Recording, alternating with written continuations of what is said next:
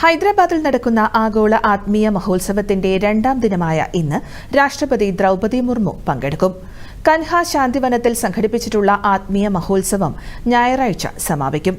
ശ്രീരാമചന്ദ്ര മിഷന്റെ സഹകരണത്തോടെ കേന്ദ്ര സാംസ്കാരിക മന്ത്രാലയമാണ് പരിപാടി സംഘടിപ്പിക്കുന്നത്. വസുധൈവ കുടുംബകം പ്രത്യയശാസ്ത്രത്തിൽ ഊന്നിയാണ് മഹോത്സവം നടക്കുന്നതെന്ന് കേന്ദ്ര സാംസ്കാരിക മന്ത്രി ജി കിഷൻ റെഡ്ഡി കഴിഞ്ഞ ദിവസം വ്യക്തമാക്കിയിരുന്നു.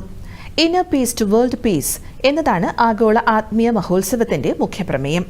മതം, ആത്മീയത ഇവ മനുഷ്യരാശിയെ എങ്ങനെ സഹായിക്കുന്നു എന്നതുമായി ബന്ധപ്പെട്ട വിവിധ വിഷയങ്ങൾ ചർച്ച ചെയ്യും. ലോകമെമ്പാടുമുള്ള 300-ലധികം ആത്മീയ ഗുരുക്കന്മാർ പങ്കെടുക്കും. 100,000-ഓളം പേർ പരിപാടിയിൽ പങ്കെടുക്കുമെന്നാണ് പ്രതീക്ഷിക്കപ്പെടുന്നത്. പാനൽ ചർച്ചകൾ, ഇന്ത്യയുടെ ആത്മീയ ചരിത്രം പ്രദർശിപ്പിക്കുന്ന പ്രദർശനങ്ങൾ എന്നിവയും സംഘടിപ്പിച്ചിട്ടുണ്ട്. Ramakrishna Mission, Parmarth Niketan, art of living foundation, Mata Amritanandamayi Math തുടങ്ങിയ ആത്മീയ സംഘടനകളും പരിപാടിയുടെ ഭാഗമാകും.